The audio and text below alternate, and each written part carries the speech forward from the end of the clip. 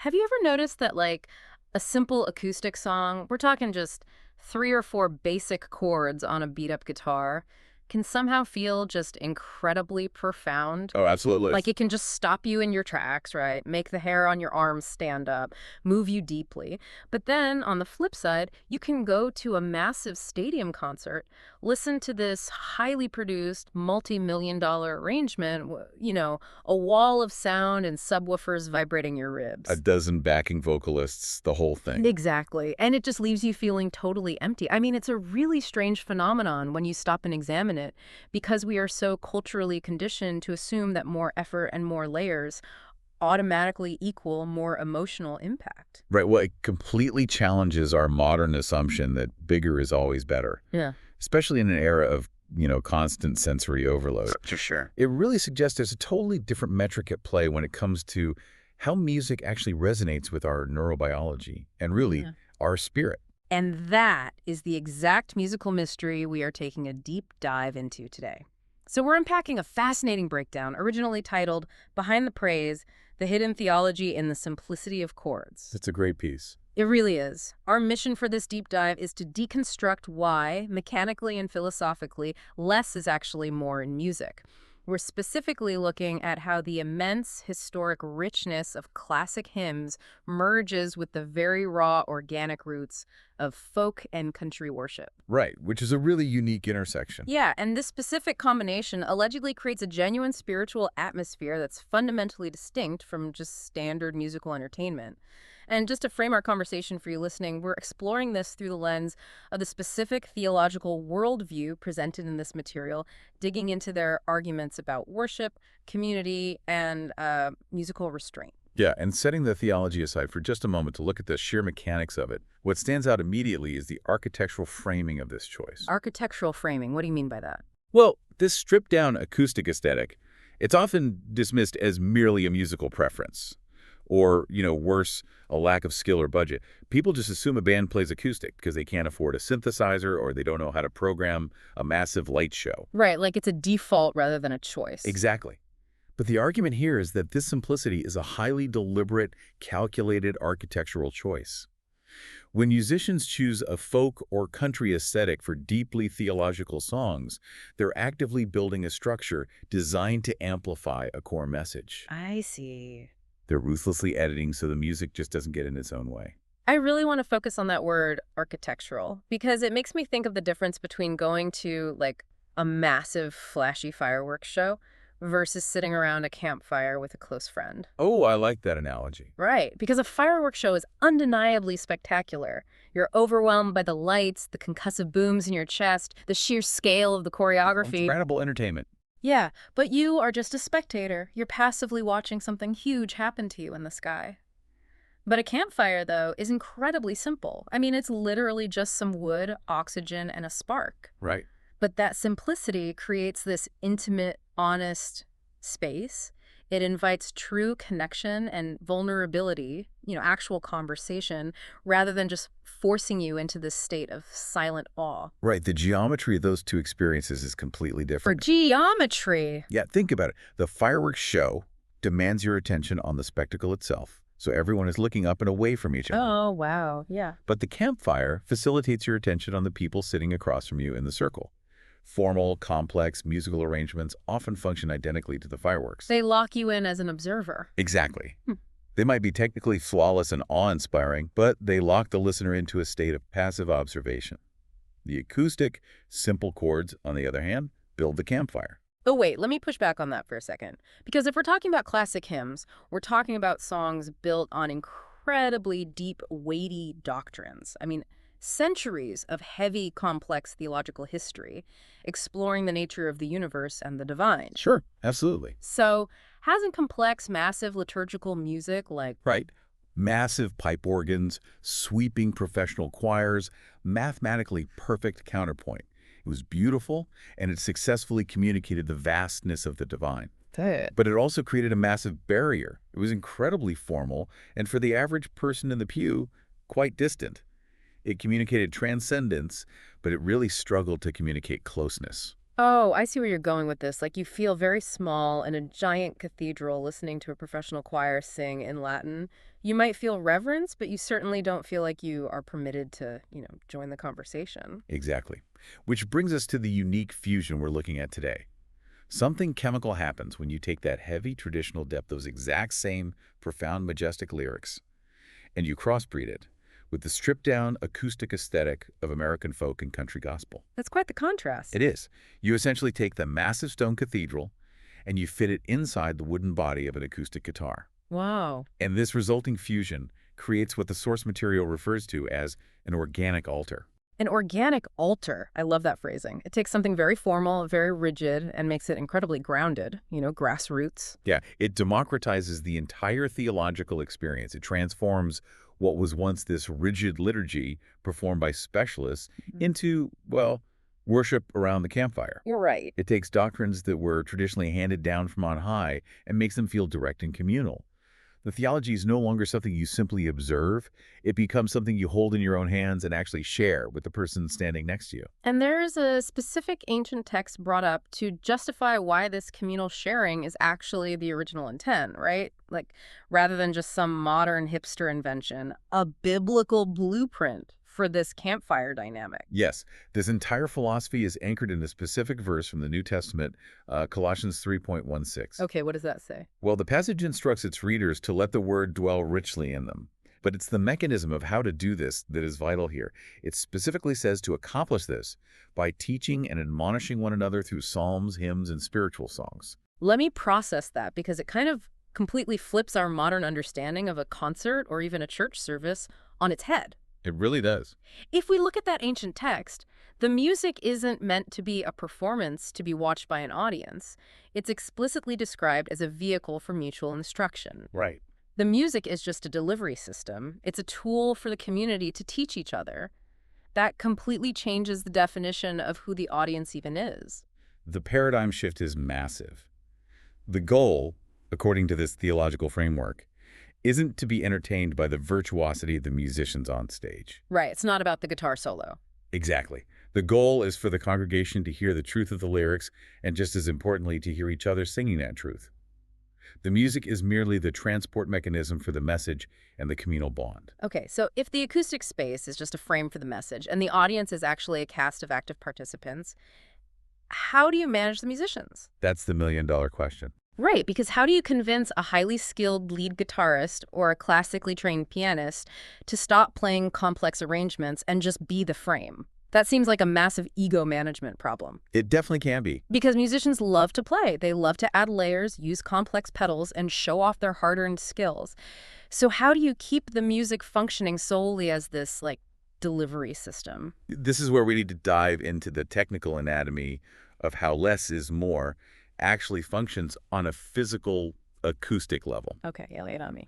Modern worship and folk music achieve this restraint by relying incredibly heavily on two specific musical mechanics: open harmonies and acoustic instrumentation. Let's break down open harmonies because that sounds like a music theory buzzword. What does that actually mean in terms of physics and sound? Right, so think about dense chords like you might hear in jazz or really complex classical music. Those chords use many notes played very close together on the scale. In terms of audio frequencies, a dense chord fills up a massive amount of sonic space. It occupies the low, the mid, and the high frequencies all at once. Like a wall of sound. Exactly. But the problem is, the human voice naturally sits right in that mid-range frequency. So if a keyboard or a guitar is mashing a dense cluster of notes right in the mid-range, the singer's voice is suddenly fighting for sonic real estate. Ah, so the singer has to basically scream just to be heard over the complexity of the chord. Precisely. An open harmony, on the other hand, intentionally removes those middle competing notes. Oh, interesting. It might feature a very low bass note and a high-ringing treble note, leaving a literal acoustic pocket in the middle. It creates an empty space in the sound wave where the human voice can sit perfectly without fighting for dominance. It's about intentionally carving out sonic real estate. Yes, exactly. It reminds me of a movie soundtrack composer, meticulously ensuring the dialogue is heard over the sweeping orchestral score. Like, the music literally has to dip so the actors can speak. That is a really solid comparison, though with one crucial distinction here. What's that? In a movie, The audience is still passively listening to the actors on screen. In this acoustic worship setting, the audience is the dialogue. Oh, wow. Yeah. The music dips so the congregation can hear themselves. When you pair those open harmonies with simple acoustic instruments like a strummed guitar, a piano, an upright bass, it creates a musical boundary. It supports the room, but it absolutely refuses to compete with the lyric. I visualize it like framing a masterpiece painting in a museum. Hmm. If you have an incredibly famous classic painting, let's say a Rembrandt, something with deep, complex meaning, shadows, and history, you would never put a flashing neon bedazzled frame around it. No, the frame would just swallow the art entirely. Right. The neon lights would completely distract your eyes. You wouldn't even be able to focus on the brushstrokes of the painting. You'd just be staring at the flashy, buzzing lights. Exactly. The acoustic music in this context is like a simple, sturdy, beautifully crafted wooden frame. It doesn't draw attention to itself. It just sits quietly on the wall, holds the canvas in place, and allows the Rembrandt, the poetry of the lyrics, to be the absolute sole focus of the room. That restraint is what changes the function of the music entirely. When the poetry of the lyrics aligns with Scripture, when the words carry that heavy theological weight we discussed earlier, these simple chords stop being merely background music. They function as an active amplifier for theological truth. An amplifier simply by getting out of the way. Exactly. By intentionally stripping away all the purely performative distractions, the massive drum solos, the overpowering synth layers, the self-indulgent vocal runs, you engineer a sonic environment where the congregation can sing with absolute clarity and conviction. The simple chords make the truth louder by silencing the noise around it. Which brings us back to the practical execution and that ego management problem I mentioned earlier. Because understanding the theory of the wooden frame and the acoustic pocket is great for audio engineers. But practically speaking, how does a worship leader actually execute this with a live band? Because as we established, talented musicians naturally want to express themselves. How does a leader actually keep a band from showing off and overplaying without just crushing their creativity and handing them rigid sheet music? Well, there's very specific practical advice for ministry coaches and worship leaders on how to handle this exact psychological dynamic. And it actually has nothing to do with musical dictation or taking away their instruments. Oh, really? Yeah, it all starts before they even play a single note. The key is total team alignment, focused entirely on the intent of the text rather than the execution of the notes. So focusing on the why before the how, what does that actually look like in a rehearsal room? Before a band ever touches their instruments for a technical rehearsal, before the drummer adjusts his snare or the guitarist plugs into her pedal board, the leader sits the entire team down. Okay. They open the lyrics of the songs they are about to play, and they read them together out loud as a spoken word devotional. Wow. Stripping away the melody, the rhythm, everything, just exposing the bare weight of the words. Exactly. And by doing this, the musicians are forced to confront the profound theological weight of what is about to be sung. If a drummer is reading a deeply somber poem about repentance and sorrow, they naturally begin to realize that a flashy, aggressive drum fill isn't just musically inappropriate, it is actively offensive to the spiritual intent of the lyric. That makes so much sense. This practice basically recenters the musician's ego beneath the message of the song. That completely shifts the geometry of a rehearsal. You aren't rehearsing to put on a show. You are rehearsing to facilitate a communal message. Precisely. But what about the singers? We've talked extensively about the band pulling back to create the frame, but how does this intense focus on the lyrics change the actual physical act of singing? Because lead vocalists aren't exactly known for checking their egos at the door. Right. They face the exact same temptation to overperform. The technical breakdown of specific vocal techniques required for these intent-driven arrangements is fascinating. I bet. In this acoustic environment, vocal dynamics, the shifts between loud and soft are absolutely everything. But those dynamics must be dictated by the narrative arc of the lyrics, never by the singer's desire to showcase their vocal range. Give me a concrete example of how the narrative arc dictates the physical dynamic of a singer's voice. Okay, let's take two very distinct emotional realities. Imagine the band is playing a verse where the lyrics speak of brokenness, grief, or humility. Okay. In that moment, the singer's delivery cannot be loud, brassy, or performative. The intent of the lyric demands that the vocal delivery be soft, gentle, and highly sustained. The voice must physically embody the emotional reality of the word brokenness. Right, because you wouldn't belt out a lyric about being quiet and humble. It would cause total cognitive dissonance for the listener. Their brain would hear the word humble but feel the aggression of the It's volume. exactly the opposite of what is intended. But then consider how the song moves forward. If the chorus suddenly shifts into a triumphant celebration of resurrection or victory over death, the singer's dynamic must instantly pivot. The vocal projection must immediately become firm, strong, and full of bright resonance. The voice physically matches the theological triumph of the lyric. The singer is essentially acting out the theology with the volume, texture, and tone of their voice. But there is a physiological risk there, isn't there? What do you mean? Well, if you're a singer and you suddenly shift from a soft, breathy whisper into a firm, triumphant projection just based on raw emotion, you run the risk of just yelling. You can blow out your vocal cords doing that. Oh, that is a very real danger. Relying on raw emotion usually leads a singer to push the sound from their throat, which is incredibly damaging to the vocal folds over time. Right. To achieve this brighter, firmer projection safely and effectively, singers must maintain strict diaphragmatic support. Let's ground that for a second. For anyone who isn't a trained vocalist, diaphragmatic support is essentially using the deep muscles of your belly to control the air. It's kind of like how a weightlifter takes a deep breath and heavily braces their core before a heavy deadlift, rather than just foolishly pulling with their fragile lower back. That is a perfect physical equivalent.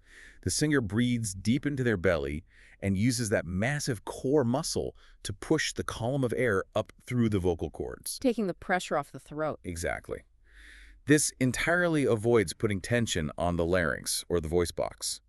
It allows for massive volume and bright tone without strain. So the theology dictates the emotion dictates the volume, and strict physical technique protects the body while delivering it.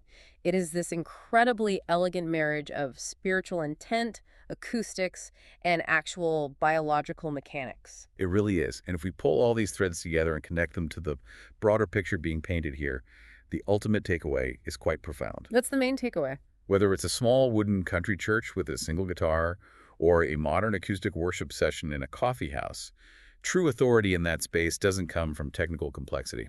Authority doesn't come from how many notes you can play in a second or how expensive your light rig is. Right. True authority is born from a deep, genuine relationship with the truth that is being sung. When you have healthy, sound theology, and it meets the correct, sensitive, restrained musical approach, the result isn't just a successful concert. It's much deeper than that. The result is that the entire community is edified. They are built up, instructed, and connected to something significantly larger than themselves. Which completely explains the mystery we started with. It explains why those three simple chords can leave you in tears, while the massive stadium show just leaves your ears ringing. Exactly. The stadium show occupies all the space. The three simple chords leave an acoustic and emotional pocket for you to actually enter the song. Beautifully put. And if this deep dive has made you curious to empirically test this theory, to hear this theory in practice, there is a specific recommendation from our source material for you to experience this fusion of poetic depth and organic sound firsthand. Yes, it's highly encouraged that you actively engage with the concepts we've discussed today by listening to how they are actually applied in real time. The recommendation is to check out two specific playlists on the SPW Worship channel. They're titled Hymns for Every Season and Country Gospel and Folk Worship. Excellent choices. And the advice is this. Don't just put them on as passive background noise while you do the dishes. Play them and pay very close attention to the vocal dynamics we just unpacked. Listen for the intent. Right. Listen for how the singers pull back on the verses of brokenness and push forward on the choruses of victory. Listen to how the acoustic instruments create that sturdy wooden frame without stepping on the vocals. Listen for the open harmonies carving out that sonic pocket. Make your listening highly intentional.